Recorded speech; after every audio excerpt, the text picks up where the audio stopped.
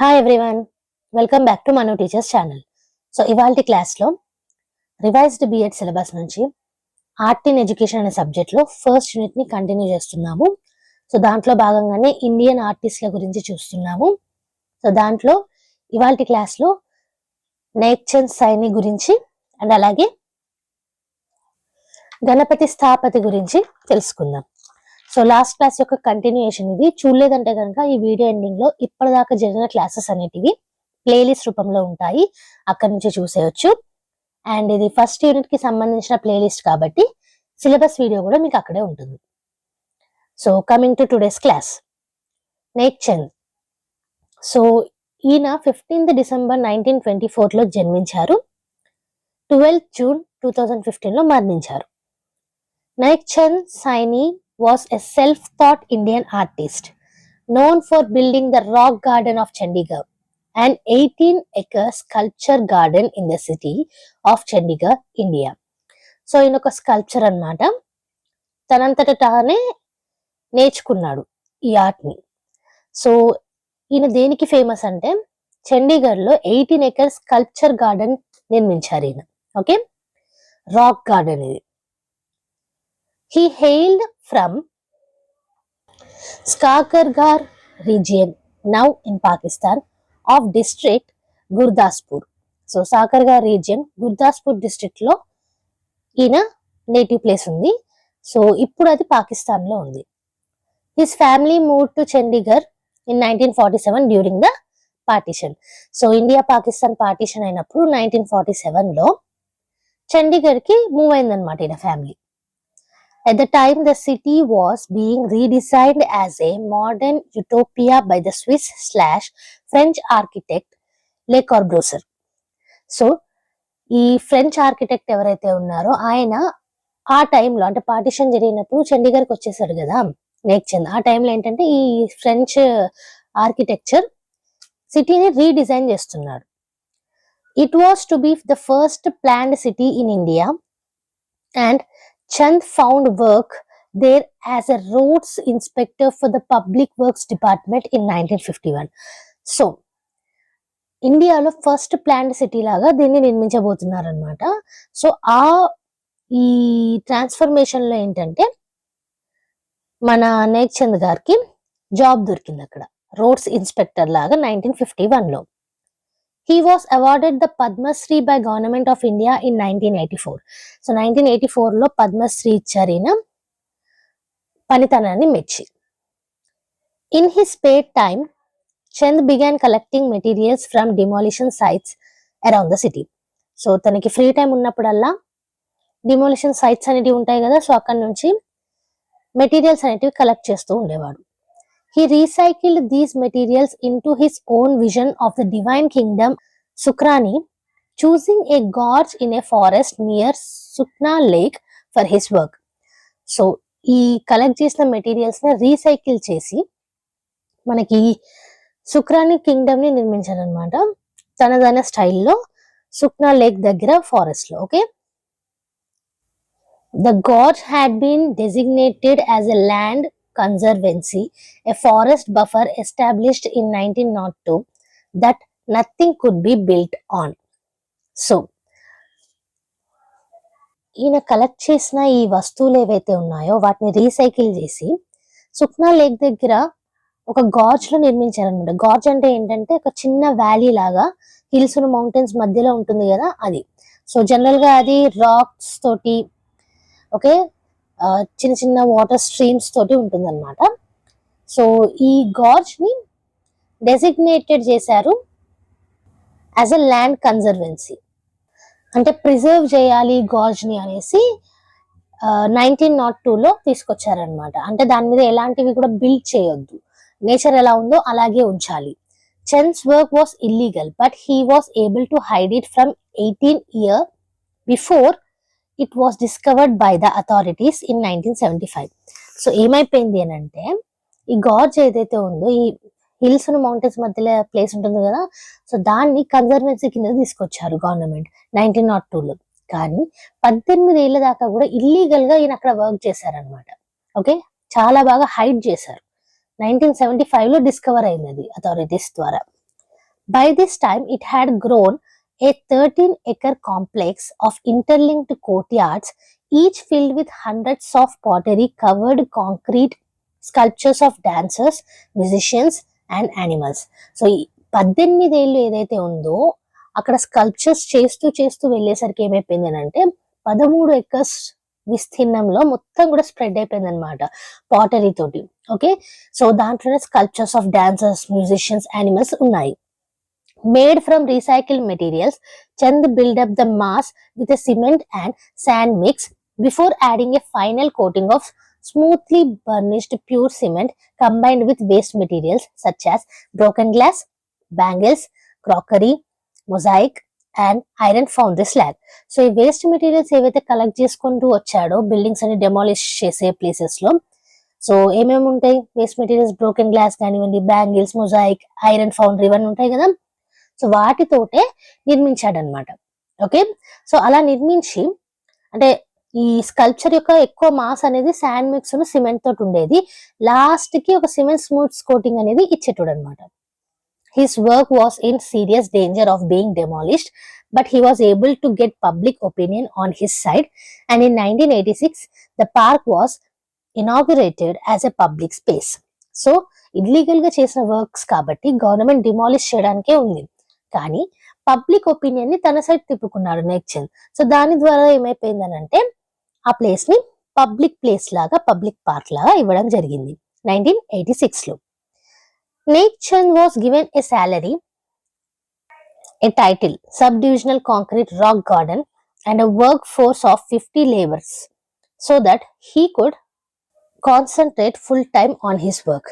So దాంతో పాటుగా ఏమైపోయింది అంటే ఒక సాలరీ ఇవ్వడం జరిగింది, ఒక టైటిల్ ఇవ్వడం జరిగింది, సబ్ డివిజనల్ కాంక్రీట్ అనేసి రాక్ గార్డెన్ లో. అండ్ అలాగే ఒక వర్క్ ఫోర్స్ ఇచ్చారు వాళ్ళకి. సో 50 లేబరర్స్ ఉన్నారు అందులో. సో దట్ ఏంటంటే నేక్చంద్ గారు తన పని మీద పూర్తిగా కాన్సన్ట్రేట్ చేయడానికి. It even appeared on an Indian stamp in 1983. So ఒక ఇండియన్ స్టాంప్ మీద కూడా ఇది అపియర్ అయింది rock garden. The rock garden is still made out of recycled materials and with the governments help Chand was able to set up collection centers around the city for waste, especially rugs and broken ceramics. He died in 2015. So ఈ rock garden అనేది main గా recycle materials తోటి చేయబడింది. So governments help తోటి ఏమైపోయింది అంటే ఈయన waste materials ని కలెక్ట్ చేయడం అంటే సెంటర్స్ అనేవి పెట్టాడు అనమాట. ఈ కలెక్ట్ చేయడానికి ర్యాక్స్ కానివ్వండి లేదా బ్రోకెన్ సెరమిక్స్ కానివ్వండి ఇవి. సో ఇది అబౌట్ నేచర్. నెక్స్ట్ చూసుకున్నట్టయితే Ganapati Sthapati. He was born in 1927 to sculptor Vaidyanatha Sthapati and Vellammal in Pillaiyarpatti, a village near Karaikudi, Tamil Nadu, India. So ఈయన తమిళనాడు ఇండియాలో కరైకుడి అనే విలేజ్ లో పిల్లయార్పతి దగ్గర సో వైద్యనాథ్ స్థాపతి మరియు వేలమల్ కి జన్మించిన వ్యక్తి 1927 లో. ఈయన కూడా ఒక స్కల్ప్చర్ అన్నమాట. Sthapati attended doctor Alagappa Chettiar college, Karaikudi and graduated with a degree in mathematics. So ఈయన మనకి కరైకుడిలో డాక్టర్ అలగప్ప చెట్టియార్ కాలేజ్ లో మ్యాథమెటిక్స్ గ్రాడ్యుయేషన్ అయితే పూర్తి చేశారు, degree. Okay, after his graduation he became a Sthapati at Palani Murugan temple, Palani, Tamil Nadu, India. So ఇండియాలో తమిళనాడులో పలాని ప్రాంతంలో పలాని మురుగన్ టెంపుల్ ఏదైతే ఉందో సో దానికి స్థాపతి అయ్యాడనమాట. సో స్థాపతి అంటే ఏంటంటే స్కల్ప్చర్, మాస్టర్ స్కల్ప్చర్ ని స్థాపతి అంటారు. నెక్స్ట్ చూసుకున్నట్టయితే he resigned this post after the death of his father, who had served as principal of the School of Architecture and Sculpture at Mamalampuram from 1957 to 1960. So ఈయనకైతే ఈ పలాని Murugan temple ఏదైతే ఉందో దాంట్లో post అయితే వచ్చింది స్థాపతి లాగా. సో తన father చనిపోయినప్పుడు ఆ పోస్ట్ ని రిజైన్ చేశారు. ఓకే, సో తన ఫాదర్ ఏంటంటే ఒక ఆర్కిటెక్చర్ అండ్ స్కల్ప్చర్ స్కూల్ కి ప్రిన్సిపల్ అన్నమాట మమలంపురంలో 1957 నుంచి 1960 వరకు. He succeeded his father as a principal of the government college of architecture and sculpture Tamil Nadu, India. So resign చేసేసి స్కల్ప్చర్ పోస్ట్ కి ఆర్కిటెక్చర్ అండ్ స్కల్ప్చర్ కాలేజ్ ఏదైతే ఉందో గవర్నమెంట్ కాలేజ్ దానికి ప్రిన్సిపల్ లాగా జాయిన్ అయ్యాడు.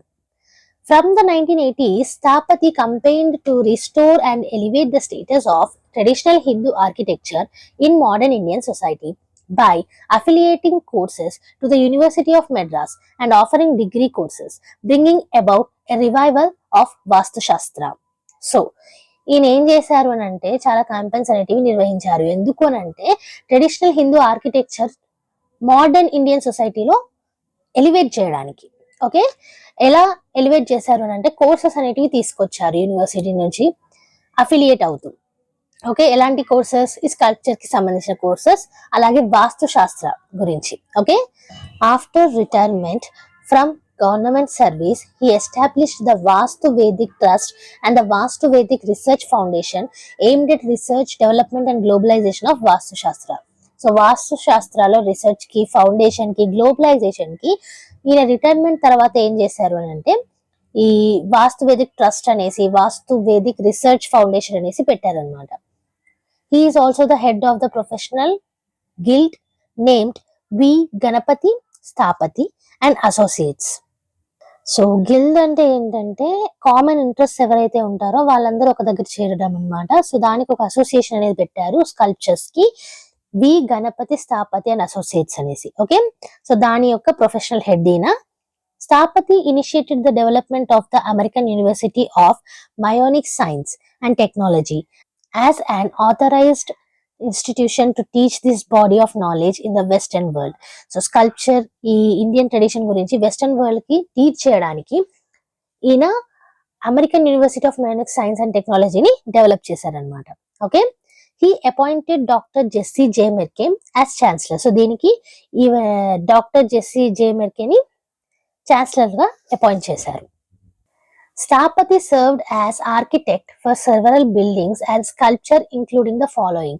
సో స్థాపతి మనకి ఆర్కిటెక్చర్ లాగా చాలా బిల్డింగ్స్ కి వర్క్ చేశారు అండ్ అలాగే స్కల్ప్చర్స్ కూడా చేశారు. సో అవేంటో ఇప్పుడు చూద్దాం. Sculpture of Tamil poet and saint Thiruvalluvar. Thiruvalluvar statue at the southern tip of India at Kanyakumari, Tamil Nadu, India. So 133 feet ఉంటుందండి ఈ తిరువల్లవూర్ స్టాచ్యూ అనేది. అది నిర్మించింది ఈయననే. Okay, Tamil poet and saint అన్నమాట. Design and construction of university buildings including the administrative block and library for Tamil university in Tanjore. So Tanjore లో Tamil university library కానివ్వండి, లేదా యూనివర్సిటీ బిల్డింగ్ డిజైన్ చేయడము, కన్స్ట్రక్ట్ చేయడము, అడ్మినిస్ట్రేటివ్ బ్లాక్ ని ఇంక్లూడ్ చేసి ఇవన్నీ కూడా చేశారు.